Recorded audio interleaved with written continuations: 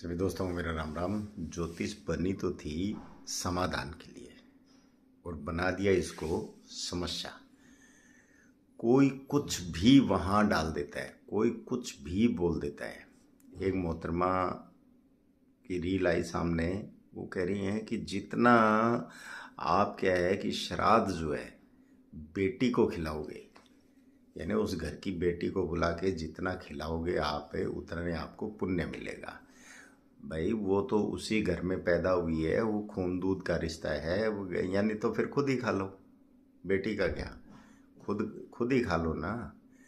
श्राद्ध जो किया जाता है वो पितृसों को खुश करने के लिए किया जाता है। वो उस पर सिर्फ ब्राह्मण का हक होता है और दूसरा जो है अपने पक्षी हैं, गाय है, इनका हक होता है।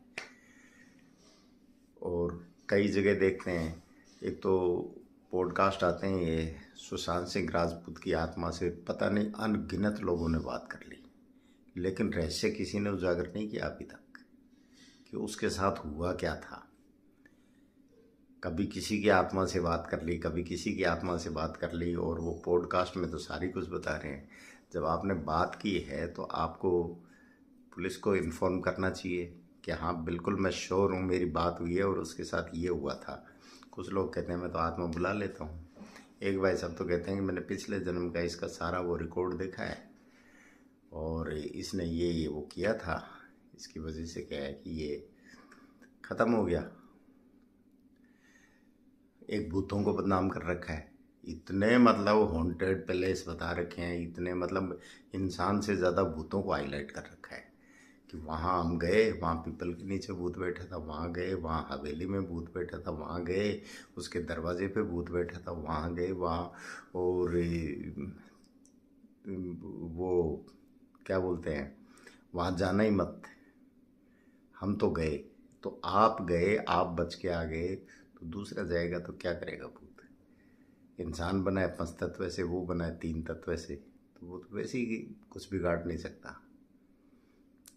तो इस तरीके से ज्योतिष को एक तरह से क्या है, वो एक महाराज आते हैं, वो मुंह में गुटखा, उनके कभी कभी भी आप उनको खाली नहीं देखोगे। हर रील में उनके मुंह में गुटखा मिलेगा, रामलीला के पांडव वाले कपड़े मिलेंगे। मैं कहता हूँ ये शब्द बोल दो, मैं कहता हूँ रिजर्व बैंक पे कब्जा कर लोगे आप। अमेरिका के राष्ट्रपति भी आपके पैरों में पड़ जाएंगे।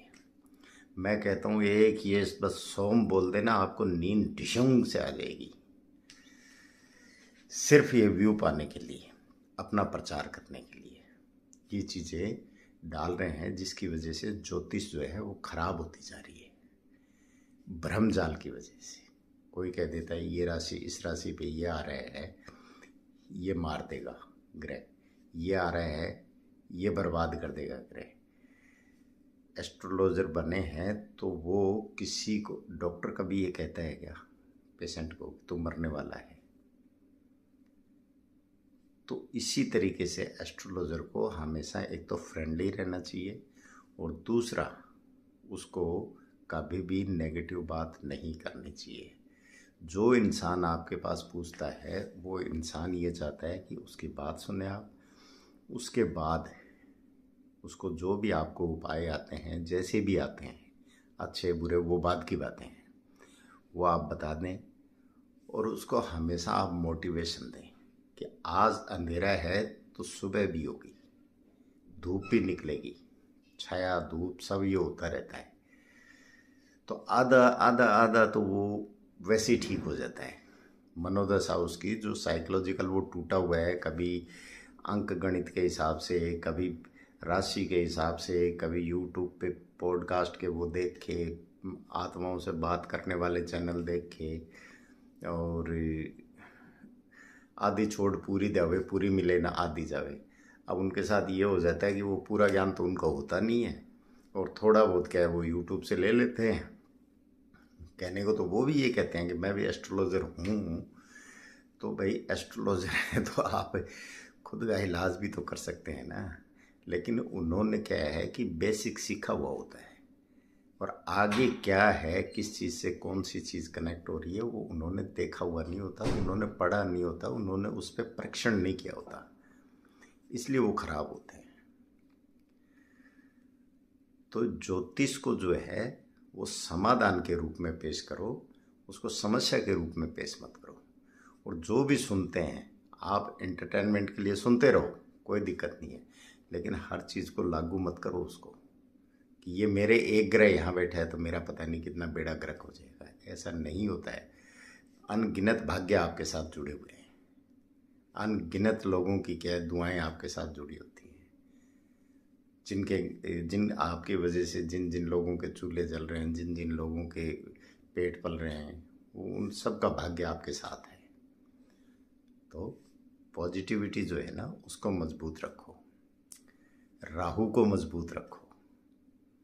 लोग ये भी कह सकते हैं कि मैं राहु केतु शनि, उपाय सारे इन्हीं के ही हैं। पूंछ पकड़ लो सांप का, भले फन पकड़ लो, काबू में आ जाएगा। तो केतु क्या है, पूंछ है, और फन क्या है, राहु है, और बीच का जो सारा हिस्सा पूरा जो सांप है वो शनि है, और भय कौन दिखा रहा है, यही दिखा रहा है। तो किसी भी तरीके से पकड़ लो, वो काबू में आ जाएगा। तो इन्हीं के उपाय होते हैं। भले ही तो सौम्य ग्रह से इनको दूर कर दो, भले ही सौम्य ग्रह को आपस में मिला के और इनकी पावर घटा दो, शांति इन्हीं को करना है। तो एक तो अपने चंद्रमा को, मन को मजबूत रखें, और वो भी कहाँ से रहेगा, यहीं से रहेगा। दिमाग स्ट्रांग रहेगा, राहु स्ट्रांग रहेगा, तो ही चंद्रमा स्ट्रांग रहेगा। यहाँ गलत बात आई और यहाँ मन पे अटैक की, आपकी बत्ती बुझ जाएगी। और यहाँ पॉजिटिव बात आई, आपका मन पुलकित हो जाएगा, खुश हो जाएगा, यानी चंद्रमा ठीक हो गया। और आपके खून का दौरा पूरे शरीर में जाता है, गर्म खून, तो आप ताज़ा महसूस करते हैं, एनर्जाइन हो जाते हैं आप। और गलत बात आती है तो आप नर्वस हो जाते हैं। तो हो गया ना राहु चंद्र का खेल। तो इसलिए राहु को, चंद्रमा को मजबूत रखो। केतु का ज़्यादा इसलिए रखना ज़रूरी है कि वो जड़ है।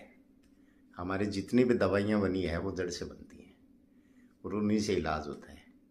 जो भी ज़मीन में छुपी हुई चीज़ है वो केतु है। और धरती हमें क्या है, यहाँ अगर टिके रहना है तो धरती से निकली हुई चीज़ों को ही इस्तेमाल करना पड़ेगा।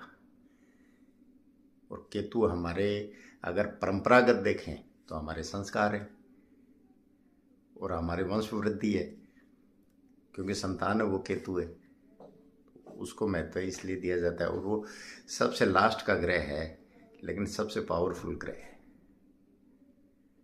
तो इसलिए अपने आप को पॉजिटिव रखते हुए आप वीडियो देखो, कुछ भी करो, लेकिन उसको सोचो समझो, उसके बाद देखो कि हाँ वाकई क्या ये सच है।